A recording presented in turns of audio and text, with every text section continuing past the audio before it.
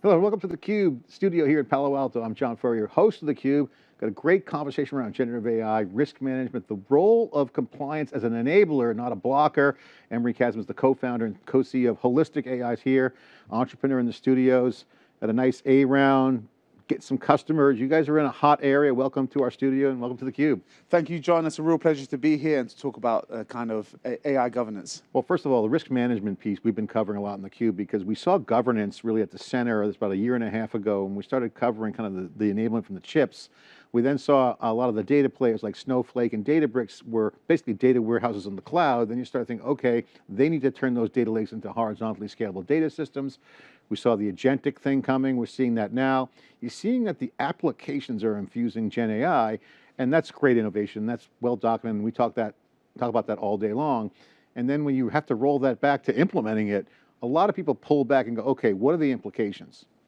Okay, LLMs on the foundation models that are public, hallucinations, they're getting bigger and bigger, not necessarily smarter and smarter, but bigger and smart. Long tail of proprietary models inside companies that are intellectual property. And so the instant thing that happens is, okay, what's the viability of it? What are the ethics? Ethics, not so much, sure, that's a good point, but it's more of, is it even workable? Yeah. Can we protect our data? What if there's passwords involved? So there's security implications. So the whole AI governance has become a thing because it's not like a siloed department anymore. It's not like just one thing. It's got to be everywhere. So you guys are in the space, both have PhDs, both founders. You're in the hot market. You don't have the baggage from the old school. Totally. You got the new look. What's your take on the whole compliance piece? Well, did you see it as a data problem, or you say, hey, there's a problem we're going to solve in this boring category called compliance? Absolutely. So John, just first and foremost to say thank you so much for this invitation. I just think it's just so, as we were kind of talking beforehand, governance is just way, way more than compliance. You know, this is not just a kind of tick box exercise. This is about enabling AI adoption across the enterprise. So what are we seeing? What are we actually seeing as we in industry at the moment? Is we saw an explosion of interest, an explosion of kind of spend from the kind of from late 2022 throughout 2023, and we've continued to see that in 2024. And what we're seeing at this point, what we're seeing is a lot of desire in enterprise to actually see some of the kind of killer use cases come to fruition. So we need to get these kind of rockets off the ground. And what are we seeing? About 80% of systems are stalling. And they're stalling for what reasons? They're stalling because of some kind of governance problem. And governance, as we see it in a kind of broader sense, is, yes, you've got these kind of frameworks of compliance or standards like NIST. In Europe, you've got the AI Act and so on and so forth. But then you've got other issues like bias. You've got issues like explainability. We don't even know why these systems are acting in the way that they're doing. We've got those other kind of issues like hallucination. And then finally, what we've got, and probably the most important thing, is efficacy, which is, you know, are these systems doing what they're supposed to do? So you've got a core issue of ROI. And what we do as a kind of enterprise, what we're seeing across the board is that the governance layer is the mechanism to enable, if you will, AI transformation. Yeah, it's about kind of collapsing the time to value. Yeah, I want to get into the company, but I want to stay on this thread first because it sets the table in the market. Because I mentioned boring category. I said that on purpose because compliance and governance was pretty well defined. Yeah. You have data warehouses, and it was procedural. You had some things you ran, and it worked. Very few corner cases where you dealt with them. Now there's so much disruptive enablement going on where it's very active and changing. So there's a lot of changing variables that AI is throwing into the mix, as well as just technical underpinnings are enabling the apps that are putting pressure on the old compliance. Explain this nuance, because I think this is the real reason why compliance and governance and risk management and the role of the CFO, CIO, CISO, application are all on this, because if you don't fix it, the value's not going to come there. Take us through your view on this. Totally, John. Just to really concur with that, it's not who do we engage with in enterprise. We actually engage typically with the CIO, CDO, sometimes with the CFO. And a kind of constituent, but not the kind of main leader of this conversation is, if you will, chief counsel or risk. Actually, what's taking place here is whoever owns the AI transformation in the business, whoever kind of owns the AI stack, whoever's responsible for this transformation is also responsible for the governance question. So the way I kind of tell the narrative is, hey, you went through data transformation. And hey, presto, what did we get at the end? We got data governance. Yeah. You went through cloud transformation. And what did you get? You got cloud governance. Now, who owns those? It's not inherently a kind of risk officer or compliance officer. It's still the same kind of, let's call it technical C-suite. It's still a kind of C-suite issue. And what's happening with AI is something similar. What we're going through now is AI transformation, and what we're going to get is AI governance.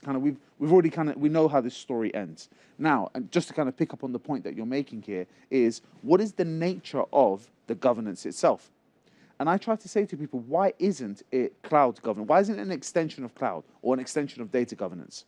So on the one hand, it's analogous to data governance insofar as there were compliance concerns. And data governance was this kind of tick box exercise that you got to at a certain point. So it's analogous in that way, in the sense that there are significant kind of tailwinds regarding the use of these systems. And you're seeing huge interventions by federal agencies as well as state level and local level. On the other hand, it's disanalogous to data governance insofar as it's not static. It's not something that it's not a form that you just kind of fill in.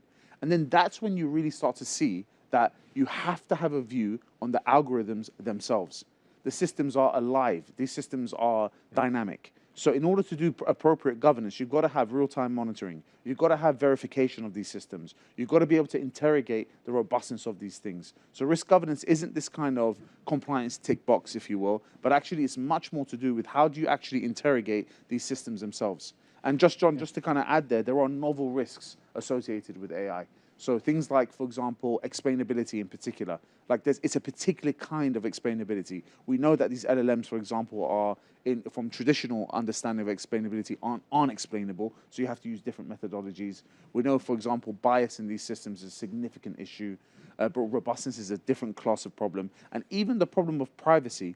Privacy with respect to these kinds of systems is not the same kind of privacy in the way that we saw in traditional data governance. So you've got to have a system that, if you will, straddles both the technical aspects of the system, that's able to kind of meaningfully interrogate these algorithms, as well as that kind of layer that sits on top, where you've got taxonomy of responsibility, you've got documentation and processes in place. Emmett, it's interesting because what's exciting is that there's technical innovation and business model innovation. So there's a lot of stakeholders up and down the organization. That's why I brought the CFO. We're seeing more AI CFO concepts. It has nothing to do with finance. It's about, okay, I have to put new insurance in place. Well, our data is more valuable now, so therefore maybe the insurance changes.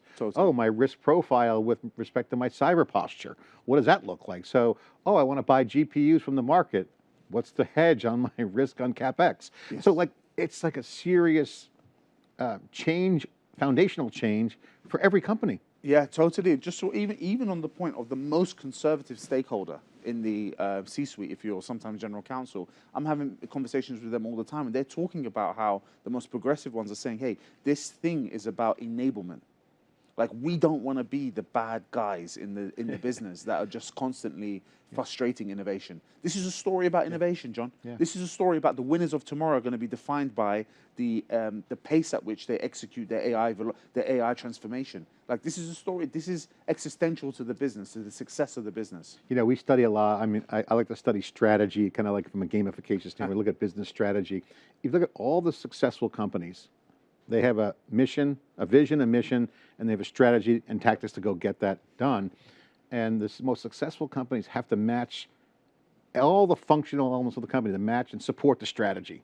And it's not just sales, it's just the strategy. We're going to go change or make our application generative AI, or we're going to be the leader in X and use technology leverage to make our service better or my app better.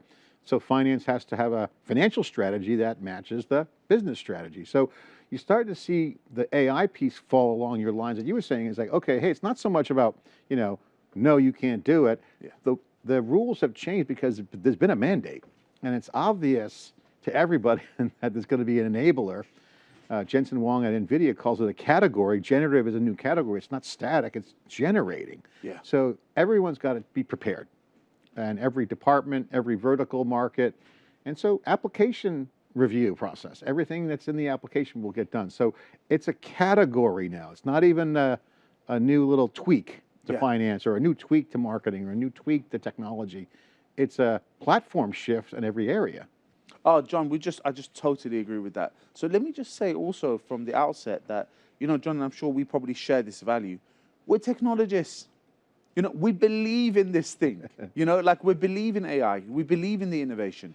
It's just that we want to ensure that we're able to do this in a way where companies are able to kind of maximize the value that they get from this in a way that makes sense to the business, that doesn't introduce major risks to the business, existential risks to the business. So we're great believers in this thing. But kind of tallying that is, yes, and being brave enough as an enterprise, if you will, to say, hey, we can't solve this problem again by just adding a few questions to this or that kind of existing governance framework. You need an AI native solution. You need something specifically built for AI. And that's what we're seeing here. Well, I'm super excited about the opportunity. Let's get into your company. Introduce what Holistic does. Share the story. What problems you solve. Talk about how you guys were founded. You got a co-founder. How did you guys get here? What's the origination story, and what do you guys do? So, John, let me just start off by saying we were academics. So myself and my co-founder, we met at University College London. I'm very happy to say UCL was the home of DeepMind. DeepMind spun out of our department. And there was a consciousness at the time of, we were just so proud that we were at the forefront of this kind of revolutionary activity, really kind of innovating in these kind of systems. And we were conscious of that we wanted to kind of maximize the value of this thing that was occurring within our kind of context. But we wanted to do so in a kind of trustworthy and safe manner.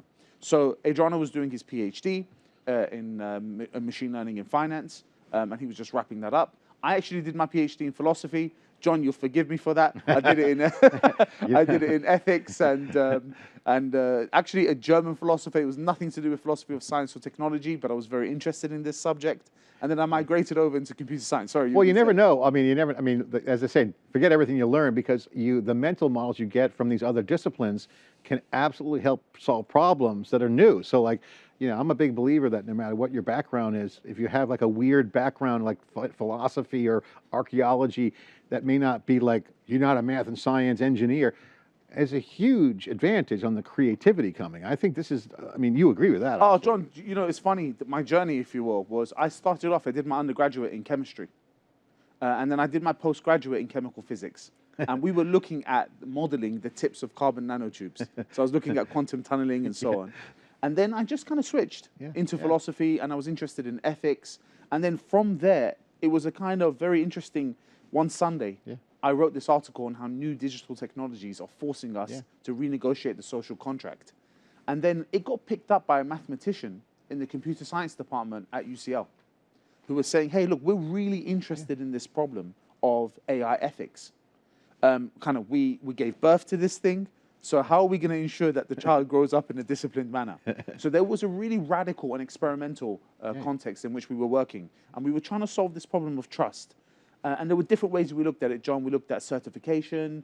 We looked at kind of compliance. We looked at all these kind of things. And what we did in the end is we realized that what we've got to do is create some kind of mechanism to risk assess an algorithm with a view to saying, hey, it's met this particular kind of standard, and then we can say that this system is safe. So it was in that context that we were working, very experimental stuff. And Adriano and I were saying, my co-founder Adriano 𝗬𝗀𝗂𝗓 and I were saying, hey, look, you know what, this is way too important to remain as some kind of research project. John, I always say to people, always say to fellow entrepreneurs that came out of the academy, would you study medicine in the library, or would you study it in the hospital? In exactly the same way as we had to do this in the real world. So we spun the company out thinking how we're going to maximize the impact. And we got going. We got going in early 2020. And what we do, our mission is to empower enterprises to adopt and scale AI with confidence. So this is really about that kind of AI transformation. And this is exactly why I like what you guys are doing, because it's like why you're in this area is not because you said, hey, we're going to solve a governance problem, some mechanism. You came at it from a holistic picture, pun intended, absolutely, to say, hey, there's societal impact around the role of data. And we see it now. I'm writing a paper on trust networks right now because the Q is a big network, and we're merging them together and we're making content, and we're finding that the content has got a trust relationship. And we're in an era now where the data quality has to be strong. But now you got a data market where you have relevance, recency, the data, it's all changing so fast. So you really can't apply a static thing to an ever-changing chemistry process of data. And you know what? That was at the core of the product as it stands is exactly this interdisciplinarity. So what do we have? Really at the core level is you've got a set of technical tests. So what are we doing? We're risk assessing this algorithm. with a view to explainability, bias, privacy, efficacy. And how are we doing that? We've got a whole host of technical tests that are run automatically on the platform that kind of generate this risk map for every single algorithm. And then what happens after that is if there is a risk, if there is a risk that still exists, it gets mitigated. I'm happy to say, John, and it's just something I'm really proud of. I think we've got the largest kind of open source library on debiasing of algorithms. It's a kind of best-in-class reference there. We've also got, so once you do the kind of mitigation, which we have these kind of open source tools for, you've also got kind of monitoring, continuous monitoring, and we're doing all of that with a kind of automated generation of reports that conform to all of those kind of standards and frameworks that we mentioned, NIST, AI Act, and so on and so forth. So that's the holistic tracker you have, the AI tracker? No? That's actually a separate thing. So, okay. so what we're doing... Explain your open source stuff, then I'll come into some of the problems. Yeah, so there's two sides. The open source debiasing library that we had, and encourage everyone to go out there and check it out. And with a view to that, we've also got, and I should make a shout out, we've got a huge hackathon taking place on the 23rd and 24th of this month on solving two aspects of that problem. And then secondly, we've got this thing called a tracker. And John, the tracker came out of, we kind of make joke out of it, is when we first got going, we used to kind of motivate the problem by saying, hey, look, there's this incident that took place. So when we got going in 2018, you know, so like you were saying, it was before it was sexy. Yeah. And we were saying, hey, something happened, that was an algorithm. Then it went from being headline of the month to headline of the week. Then it became headline of the day. And now we had to generate a kind of automated mechanism to kind of just pick up on these incidences, regulations, all these kind of events that are taking place. So we've got this open source tracker that people are able to go and see. It's a kind of global map. You hover over it. You see if you want to use an algorithm or develop a system in a particular use case in a particular jurisdiction, you can have a quick look and see what's the kind of risk assessment for that. And that's something that's actually opened up, and we opened it up to a general feed where people can kind of contribute articles and commentary, and it's a fantastic community. So is that self-fulfilling? Is that self-governed in the quality, or you guys manage that? So we've got a team. We've got a team that. So you do the algorithm analysis. Yes. And then open source the results. Yes, and we do and specifically also the kind of incidences and the legislative and other kind of standard body interventions. And the purpose of that is to help people keep up to date, right? Do you know what? We came from these communities. You know. So it's like these two aspects of it. You know, Adriano's kind of background in machine learning and AI, and my background was in governance, philosophy. And in a way, we kind of got two of these open source communities that reflect that kind of genesis. We believe in this thing. We come from here. John. Yeah, open always wins. Absolutely. Open always wins. And John, the thing is, it's really interesting because most of the time, what we're not interested in is kind of, especially when it comes to kind of, let's say, obscure technical knowledge or some kind of really detailed interpretation of a piece of legislative text. That's not what we're interested in. Yeah. What we're interested in is just in general education, being part of that community, but actually at the core, which is, so these are the kind of general communities, but really it's that enterprise that's looking at how they're using algorithms in a really kind of fundamental and transformative fashion. Yeah. So these are kind of parts of our identity. You guys are a bunch of nerds really coming into this kind of the business culture. Absolutely. Let's get into the business model and the product offering, because you guys are startup, Series A, you're growing. Yep. You kind of got this go-to-market phase of growth. So you have customers, you have revenue. Yep. So congratulations. Thank you. What do you guys have for a product? How is it consumed? Take us through the differentiators and what's the offering look like? So just really, so we've got this platform. It's an AI governance platform, John. And at the core of it is this kind of single pane view of the use of AI across the enterprise. Typically, the kind of economic buyer is the CIO or CDO. And what they're doing is they're saying, we want to have a bird's eye view of what's taking place. And at the core of it is aggregate risk. What is the kind of general risk posture? What's the risk appetite within the enterprise? But also tracking things like ROI. You know, are these things coming off? Are they actually getting off the ground? Are we seeing a kind of consequence for these investments that we're making? So that's the kind of top level. And then we have the risk assessment. Every single algorithm is risk assessed. We do this thing through auto onboarding and a kind of auto risk assessment, which quickly kind of maps and says, hey, quickly, this is a high risk or a low risk, medium risk system. And then it kind of moves through the kind of workflow that I described previously, which was verification, mitigation, monitoring, and then, if you will, signing off. And all of this is done with a view to the kind of frameworks that exist out there. So like the NIST framework, the EU AI Act, It could be local laws, state laws, and so on and so forth. So really at the core of it, what we have is this kind of single pane view of the use of AI across the business. So for the CFO audience out there, how does that translate into measurable ROI? Oh, so John, we're seeing a total and utter, if you will, a kind of a desire in enterprise to get these rockets off the ground. It's something like 80% of systems aren't going anywhere. It takes about 14 months to get a system off the ground. So what we're seeing is a huge amount of dollars going into this space, but actually not seeing this. And they're not getting off the ground because of the governance. Because of the governance problems. So yes, that's a blocker. Yes, it's an absolute blocker. And what you want to do is kind of alleviate that. What are some of the questions that they have? What are the blocker questions? So for example, sometimes does it work? So so does the system work? That's a good one. Can you see the risk right at the point of ideation? You really don't want to be dumping a significant amount of dollars into a system and then 5-6 months, or data, exactly. So you've got these issues. Other issues like, can you be confident that the system is secure? Can you be confident that the system is not hallucinating? Does it meet a particular kind of standard for us to be able to use this in mission critical contexts? So you've got a huge amount of problems. If you're using in a customer-facing algorithm, can you make sure that their system is not going to come out with some toxic statements, some hallucinations, and actually sometimes it's in terms of the bias with which it impacts different kinds of. Yeah, you have two areas inside the enterprise that are interested in your stuff, from what I can gather. Technical audiences around transparency and guardrails, safeguards, if you will. Yeah. And then the business side is just, I need to understand how these compliance tools work for my job. Is that a flywheel that's tied together? Are there dependencies there? John, the story is at the core a business story. It's not a story about compliance. That's what we're seeing over and over again. What's happening is that the company is saying, hey, we're trying to go through this AI transformation.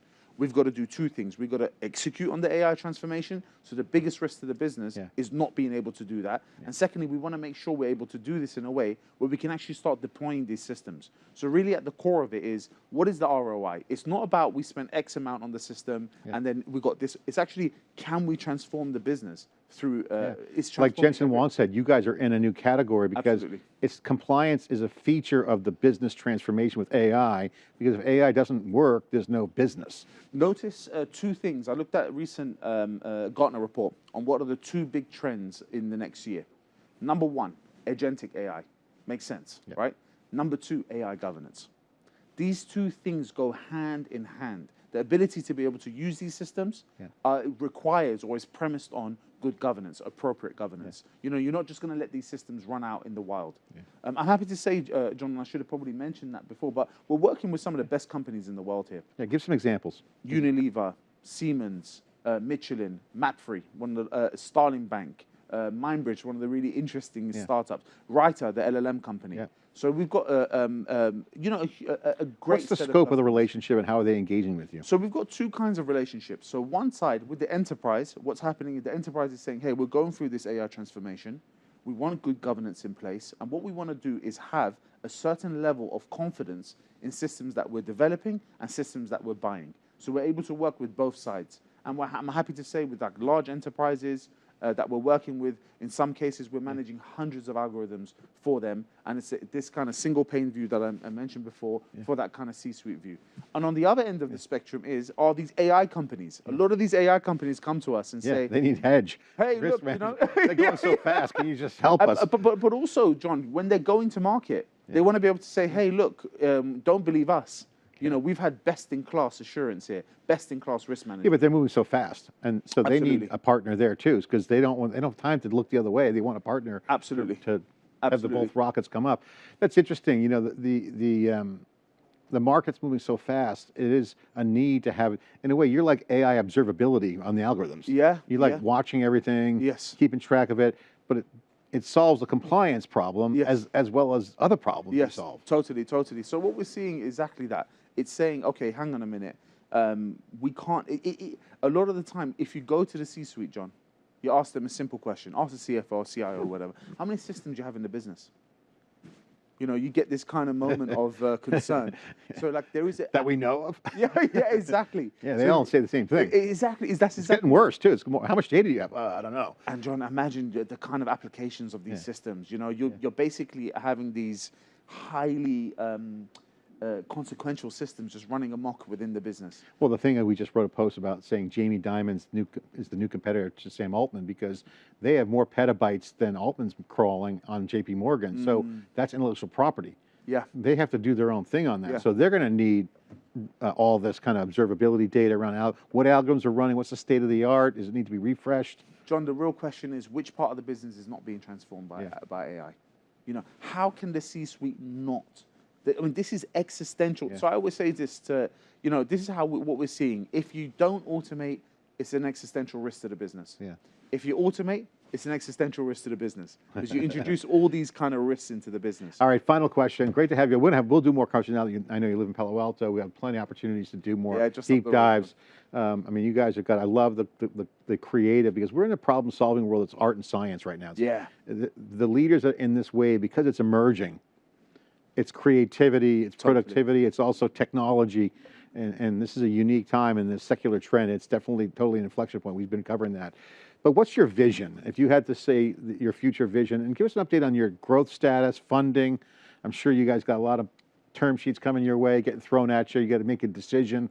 Give us the vision and where you guys are in the growth. Yeah, John, we're growing phenomenally well. We keep growing. Our customer base is just expanding, you know, month on month. So we're continuing to grow. Our real kind of growth area is in the enterprise. So really they're concerned with having a kind of infrastructure layer in place. So that's been a kind of phenomenal win for us. All of the growth is here in the US. What's interesting, and again, I kind of go back to the point of, even though we're seeing a significant amount of activity with the EU AI Act, actually what people are interested in, what enterprises are interested in here in the US is very much about just good governance, the kind of business story, AI transformation across the business. As a kind of company, yep, we continue to grow. We're still great believers in our identity in terms of we still have research taking place. We still have people from both UCL and from Stanford, still have that kind of relationship. But at the core, what it is, our vision is to become the trusted partner. Is to become the kind of story, the way in which Intel has this kind of brand, and you know that if they've been Intel certified in the same way as Holistic certified, to know that your systems are safe and reliable. Everyone wants to have a holistic view. Absolutely. It's funny, Dave Vellante and I think we're the first media company to actually use the term SLM because we had our own language model. This is years ago, 2 years ago. Now, SLM is not just small language model, it's sovereign language models, it's security language models. Yes. I mean, so much going on in the changing infrastructure landscape that things like sovereignty in nations, different nations have different things and who's managing it, things are being stood up and generated, like who tracks all that?